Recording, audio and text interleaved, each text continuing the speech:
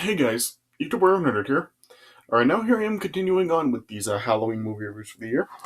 And yeah, and as I hinted to you guys in at the end of my last review, now here I am with a review for Ghostbusters. So, yeah, this one may be looked at as kind of a bit of a stretch for some, because since I was saying that I was going to be reviewing kid Halloween movies, but yeah, I did say that it does, if they can go up to PG, and yeah, these films do have a PG rating, so yeah, they are eligible, and plus, yeah, a lot of kids actually do watch this film. Like, yeah, I know, this movie, during Halloween time, I know that there are some schools that do, play this movie for some classes, so, yeah, so I do think that it, it does, count as a kid's Halloween movie. Yeah, and yeah, what can I really say about this film? I mean, this film has really been regarded as a classic for basically 35 years now, and rightfully so. I mean, yeah, this film, it is a classic. I mean, yeah, Ghostbusters has just really become it's become such a popular hit with so many people over the years. Yeah, and of course, Ghostbusters, ever since this film was released, it really has just become just really a yeah, Ghostbusters has really just become a phenomenon over the years. It spawned comics and cartoons and yeah, movies today. And yeah, I mean, yeah, Ghostbusters is really just yeah, it really has just become really just a phenomenon over the years.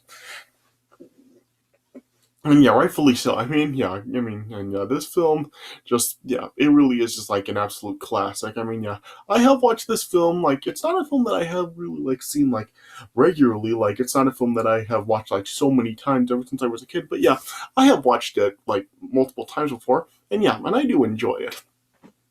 Yeah, I think just about everybody really does enjoy these films. Well, this film anyway. Yeah, yeah. So I'm sure just about all you do know this story. I mean, it's a really pretty simple story. It's basically just there are three scientists that are investigate paranormal and supernatural activity. Yeah, and they just are trying to hunt down ghosts, but then yeah, they end up getting fired from their job, and then yeah, they then create their own um paranormal investigation service, and yeah, they do label themselves the Ghostbusters, and so yeah, and yeah, so pretty much for this movie, they're just hunting down ghosts and getting rid of them. So yeah, pretty simple story, but yeah, it's told very well, and yeah, it just has some really good acting and some really good moments in the film, and yeah, and it just has a lot of memorable moments throughout it. So yeah, so what can I really say about it? I mean, yeah, so this film, of course, it has a cast featuring Bill Murray, Dan Aykroyd, Sigourney Weaver, Harold Ramis, and Rick Moranis, and yeah, and they all are really really good in the film, and yeah, and the film was also even written by both Dan Aykroyd and Harold Ramis. Yes, yeah, and of course, the Ghostbusters logo has really just become, very popular. You do have the ghost inside of the circle, the red circle with the swoosh, and stuff, and yeah, and of course, it does have that just that really catchy, popular theme song. Yeah, just yeah, that theme song is just so catchy and popular now. There's something strange in the neighborhood. We gonna call then Ghostbusters. So yeah, that's just become a very popular song over the years, and also does have that famous tagline, "I ain't afraid of no ghosts." Yeah, so so just what can you say about the film? I mean, it's just become such a popular film with so many people over the last 35 years, basically, yeah, and it just has that very very popular theme song and the memorable moments. Of course, the film is known for the Stay Puft Monster, so they're made of marshmallow at the that appears towards the end of the film and stuff, and yeah, and it also does have the green blob and yeah, Zool, and yeah, and it also does have some really famous score from Elmer Bernstein, and so yeah, so just what else can I really say about the film? I mean, everybody has really just said everything about this one. I mean, it's just a great film. It has great acting, some great moments, some great music, a great theme song. I mean, what else can you really say about it?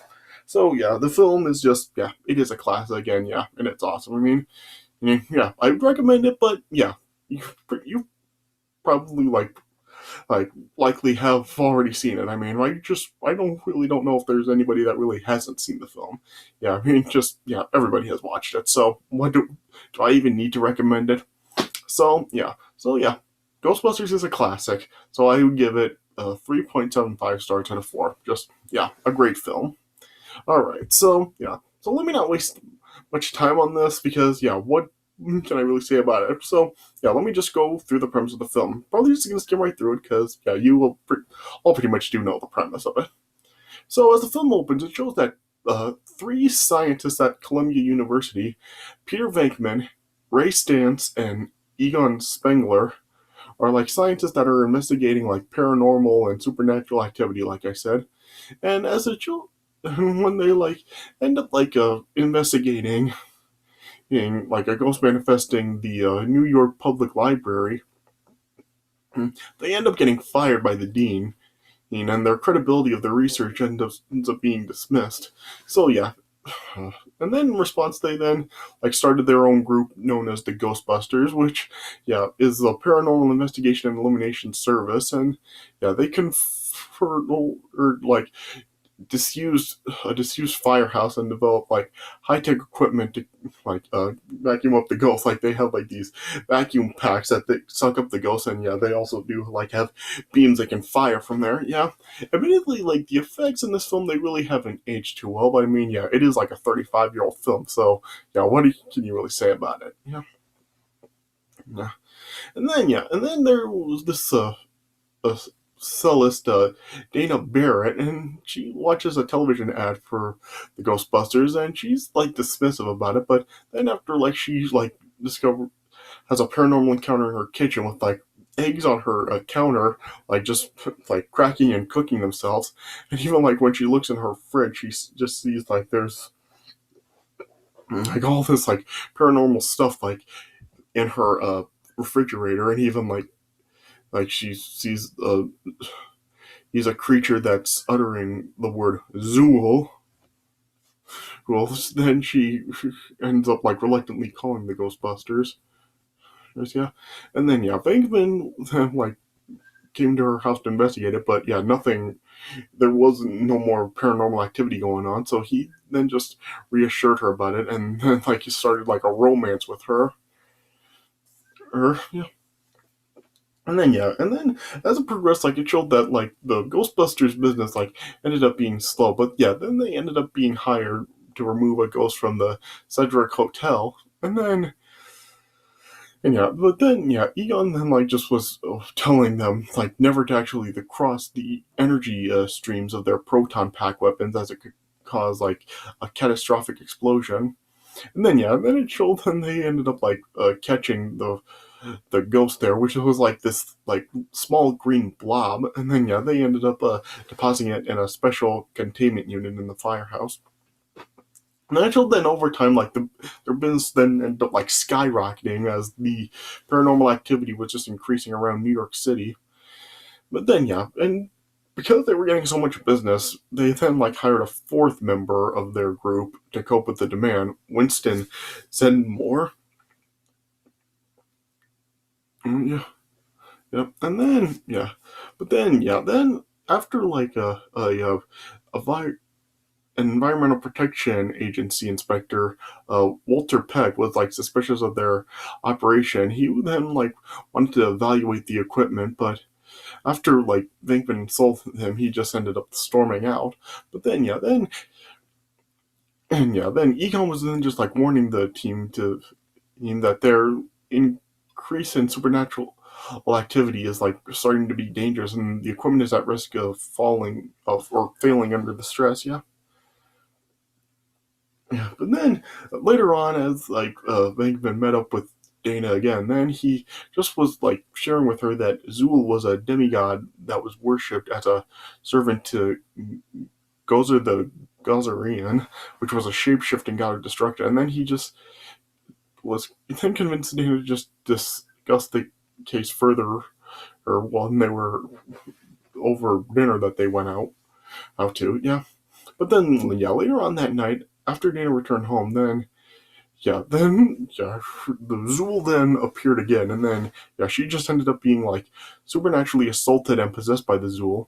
And then, yeah, then it showed then that, Dana's neighbor, Louis Tully, who was played by Rick Moranis, who was, like, this socially awkward guy that was, like, was very interested in Dana, but Dana, like, was just always dismissing him. So, yeah, I find it kind of, uh, interesting that, like, a lot of times Rick Moranis is like playing like this socially awkward kind of like nerdy character. Like, yeah, he was kind of like very socially awkward in Little Shop of Horrors, and even in Honey I Shrunk the Kids and stuff as Wayne Selinsky. Like, yeah, Wayne was also like kind of socially awkward at times, yeah, and just like nobody was really like wanting to be around him. A lot of people did find Wayne to be really strange. So yeah, Rick Moranis really does like play like like socially awkward characters quite a few times in his career. Yeah,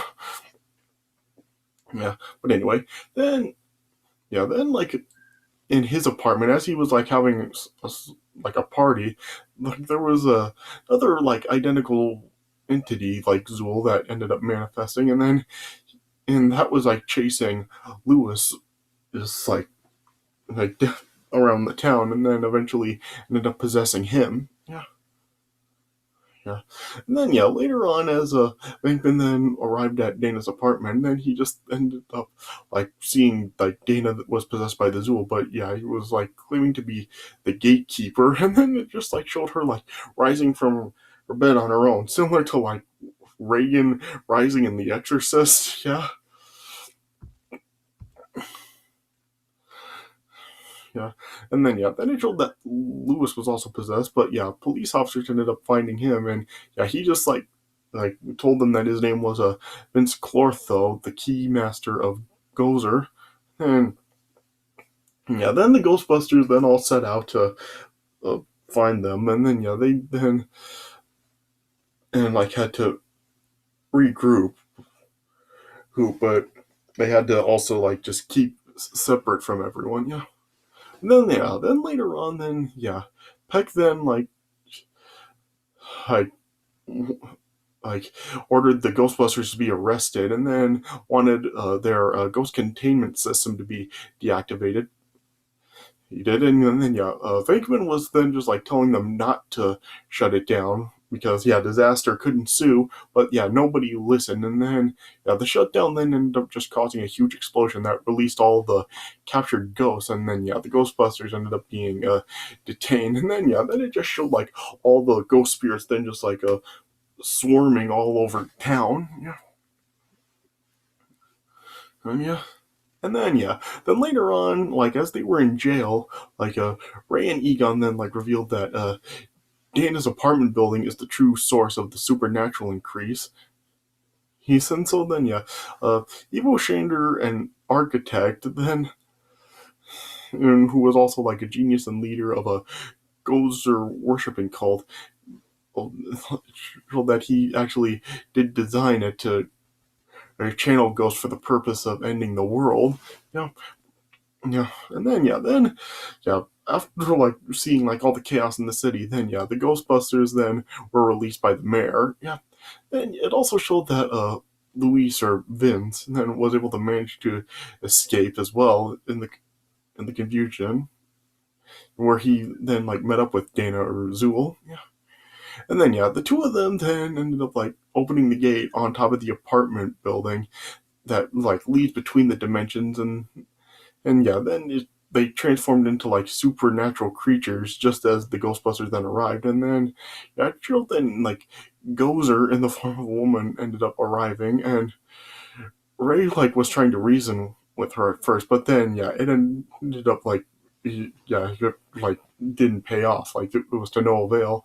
Then Gozer then attacked, and then the Ghostbusters then were just like forced to try to trap her, but she just ended up disappearing, and then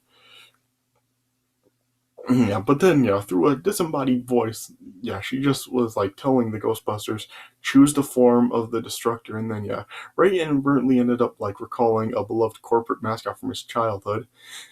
Yeah, and then yeah, Gozer then ended up like reappearing in the form of like a giant marshmallow man named Stay Puffed. So yeah, man, yeah, Stay Puffed is like something that like Ghostbusters is really known for. Like if you like think of Ghostbusters, that's probably like one of the first things that'll come to your mind is Stay Puffed, the giant like marshmallow man. Yeah, then Stay Puffed then like proceeds to attack the city. But then, yeah, Egon then like told them to like just ignore his advice earlier about crossing the proton energy. And then, yeah, they then ended up like crossing the energy streams at the go at Ghost portal, and then yeah, that then ended up just uh, destroying Stay Puffed, and then yeah, then yeah, it was then just banished from the dimension, and the portal was closed. But yeah, the marshmallow goo then just like went everywhere, and yeah, the Ghostbusters were covered with it, and everybody just in the town was covered with it as well. Yeah, yeah, and then yeah, Dana and Lewis ended up being like restored and freed from the possession of the Zool creatures, and then yeah, they were well, and then yeah, and just then it showed uh Venkman and Dana reuniting with each other, yeah, and then it just then like showed like the town proclaimed the Ghostbusters as heroes, and then yeah, it just ended with like everybody then just like clapping and cheering for the Ghostbusters, and yeah, it just showed like the Ghostbusters now were famous, and then yeah, then it just like the celebration then was just continuing as like the credits were rolling with the Ghostbusters theme song playing. Yeah, and then it just showed like them driving off in the Ghostbusters mobile. Yeah, and but then yeah, but before it actually then like faded to black, it showed like the green blob monster like flying towards the camera once again. And then yeah, and that's how it ended.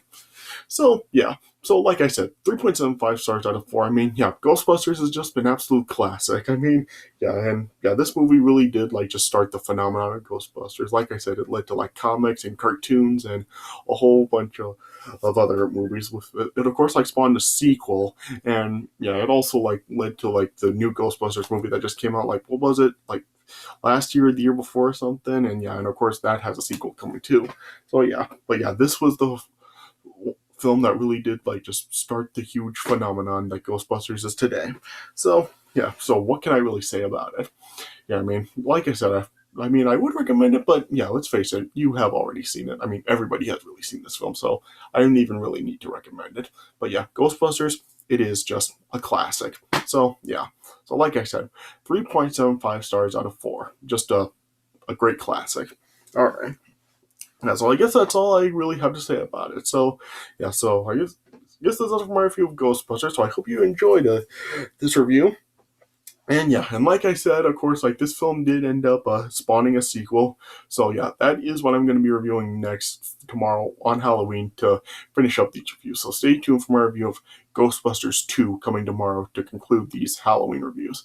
All right, so stay tuned for that coming tomorrow. I hope you guys enjoyed this review. So thanks for watching, and I'll see you guys later.